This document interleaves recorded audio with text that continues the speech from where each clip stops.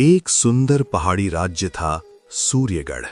वहां की राजकुमारी थी अन्वी और सेनापति का पुत्र वीरन। दोनों बचपन के मित्र थे और समय के साथ ये मित्रता प्रेम में बदल गई। राजा ने दोनों का विवाह करवा दिया। पूरा राज्य खुश था, लेकिन खुशियों के पीछे एक साया छुपा था। वीरन की जिंदगी में एक अजीब बात थी। हर पूर्णिमा की रात वो चुपचाप महल से निकल जाता और सूर्योदय से पहले लौट आता। अन्वी ने कई बार पूछा, लेकिन वीरन बस इतना कहता, समय आने पर सब बता दूंगा। धीरे धीरे अन्वी का मन बेचैन रहने लगा। क्या वो मुझसे कुछ छुपा रहा है? कहीं कोई और तो नहीं?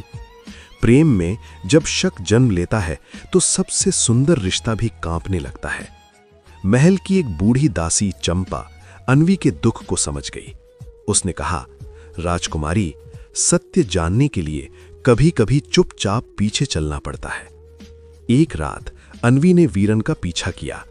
वो जंगल पार करता हुआ एक पुराने खंडहर मंदिर तक पहुंचा। अन्वी छुपकर देखने लगी और जो उसने देखा उसकी आत्मा कांप उठी। वीरन वहां घायल सैनिकों की सेवा कर रहा था। वे सैनिक जिन्हें राज्य ने गुप्त युद्ध में खो दिया था, जिनका नाम इतिहास से मिटा दिया गया था। वीरन उन्हें भोजन देता, दवा लगाता और कहता, जब तक मैं जीवित हूं तुम अकेले नहीं हो। अन्वी की आंखों से आंसू बहने लगे। उसे अपने शक पर गहरा पछतावा हुआ। वो सामने आई और बोली, मैंने तुम्हारे प्रेम पर शक किया। वीरन ने शांत स्वर में कहा, मैं चाहता था कि यह सेवा दिखावा न बने, इसीलिए चुप रहा। तभी गुप्तचर वहां पहुंच गए। उन्होंने आरोप लगाया, तुम राज्य से छुपाकर सैनिकों को पनाह दे रहे हो। राजा का आदेश आया, वीरन को कैद कर लिया जाए। पूरा राज्य चुप था।